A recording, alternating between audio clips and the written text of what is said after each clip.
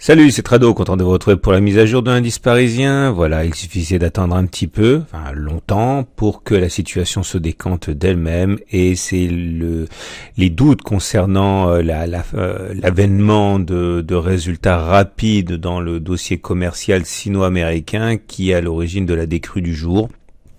Les opérateurs s'impatientent et réalisent tour à tour que finalement personne n'est vraiment pressé que les partis trouvent un accord. Les Américains finalement, enfin Monsieur Trump sait qu'il sera réélu s'il maintient sa ligne dure.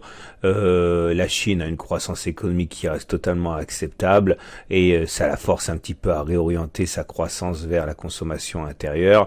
Bon, il n'y a pas péril en la demeure et peut-être bien qu'il n'y aura pas non plus d'accord majeur bientôt, et c'est une des raisons pour lesquelles les indices, et en particulier les indices européens, ont décroché. Et finalement, c'est toujours plus facile après coup, mais la résistance hebdomadaire l'a emporté sur le support journalier, ce qui est finalement assez logique, encore une fois, même si on ne pouvait pas véritablement faire le pari tant cette zone de support journalier a été solide, hein. Mais cela a également été on va dire anticipé par la figure en biseau ici, dont on sait, ça j'en ai suffisamment parlé, qu'elle est plus souvent cassée par le bas que par le haut. Alors maintenant, il y a plusieurs façons d'établir des objectifs, hein. La première façon de faire, c'est d'aller chercher tous les points auxquels on a accroché le biseau. Donc ça, le premier objectif 5333 a déjà été touché, hein, vu l'ampleur de la baisse. Le deuxième objectif est d'aller donc chercher les 5465. Alors pour trader cela, il y a un troisième objectif, mais on y reviendra un petit peu plus tard, hein, si déjà on atteint le deuxième objectif.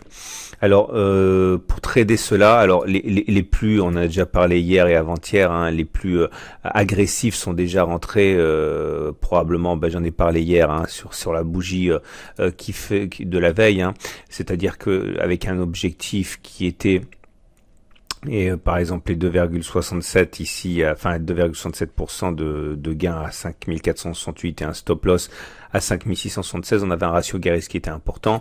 On avait même un ratio gain-risque intéressant avec ce biseau si on avait réussi à attraper le plus haut de la séance de la veille avec un stop loss à 0,95% et un objectif à 1,58%, c'était pas mal aussi. Mais enfin bon, encore une fois, c'est beaucoup plus facile une fois que ça a été fait, hein. Moi, vous le savez, hein, ma dernière position baissière date de la semaine dernière. Je suis pas re-rentré en swing baissier.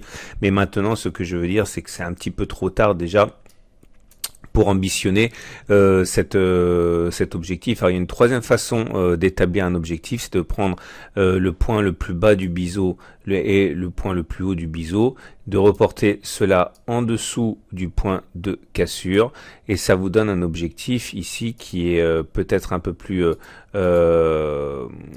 comment dirais-je, lucratif, hein. Ça vous donnera un objectif à 5363. Ça veut dire que l'objectif, il serait clairement à 2,87% en dessous. Il faudrait mettre un stop loss au-dessus, alors soit en cas de réintégration du biseau, hein, pour avoir un ratio gain-risque intéressant, par exemple ici vers 5607, soit attendre que l'on remonte un petit peu pour prendre un peu mieux le signal avec un ratio gain-risque qui serait intéressant. Bon, je rappelle que vous avez des exercices corrigés dans la formation intégrale si vous voulez en savoir davantage, mais c'était important de voir comment on peut adapter ces trades à la situation. Alors maintenant, par contre, on va enlever cette zone qui nous sert plus à rien, c'est pas la plus importante. Maintenant, le prochain support journalier qui devrait être sollicité, il est à 5465, 5493.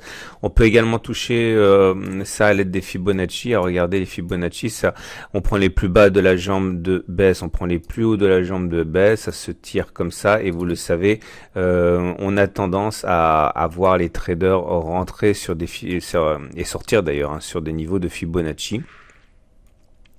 Et en l'occurrence, ici, vous avez la possibilité de voir que les 23,6% ont été touchés. Le prochain objectif, il est à 38,2% de Fibonacci. Alors, il faut savoir que c'est un objectif qui va donc être visé par beaucoup de traders. On verra si on rebondit dessus ou pas.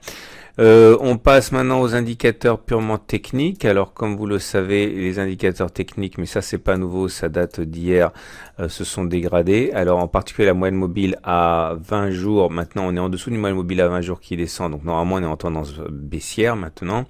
C'est pas ce qui m'intéresse, c'est les Bollinger, parce qu'on vient de faire un T1, c'est-à-dire une première clôture en dessous de la Bollinger inférieure, avec la Bollinger supérieure et la Bollinger inférieure qui ne convergent pas, et donc à partir de là, statistiquement, on a plus d'une chance sur deux de faire un T2 sur une deuxième clôture en dessous de la Bollinger inférieure, ce qui va se traduire en fait par sans doute des mouvements de vente lorsque l'on va se rapprocher de la Bollinger inférieure pour parier sur une clôture en dessous de la Bollinger inférieure. Maintenant, il est très important de savoir que ce soir, on aura le fameux résultat de la Fed, et si elle annonçait par exemple une très bonne nouvelle, une baisse de 0,5% de son taux de base, et bien forcément les indices repartiraient à la hausse comme une balle, et là les fondamentaux reprendraient leur droit, mais en l'absence d'une nouvelle qui prendrait les opérateurs par surprise, en particulier dans le bon sens, eh bien normalement effectivement on devrait avoir un T2 demain, enfin du moins c'est statistique. Regardez, je vous donne un exemple, c'est ce qui s'est passé là par exemple, vous voyez. On a fait un T1, on n'avait plus une chance sur deux de faire un T2, on a fait un T2, on a même fait un T3, etc. Donc ça se trade aussi, là aussi je vous invite à regarder la formation intégrale si vous voulez plus d'informations et d'exercices corrigés. Les indicateurs techniques forcément font la tête, le momentum est négatif, le RSI est sous 50, le CCI est en survente, le MACD est sous son signal, le MACD 0 croissant signal à baisse, alors forcément avec une baisse d'1,6%, tout est baissier, ce qui nous amène à considérer que l'on aille chercher le prochain support qui est donc à 5465, 5493. On verra si les indices rebondissent sur ces niveaux. Le chandelier japonais du jour, il est tout à fait significatif, grande bougie rouge comme ça, c'est pas bon. La mèche basse est relativement petite par rapport au corps, ça invite à considérer que l'on n'a pas fait les plus bas, et à mon avis encore une fois on devrait chercher au moins le support des 5465, 5493, à moins qu'on ait une bonne nouvelle du côté de la Fed, vous l'aurez compris. l'Ishimoku, alors la même manière que je disais de pas s'emballer tant qu'on n'était pas sorti au-dessus des 5650, l'Ishimoku dit de ne pas paniquer non plus à ce niveau-là. Il n'y a pas de tendance de moyen terme puisque la SSB est plate.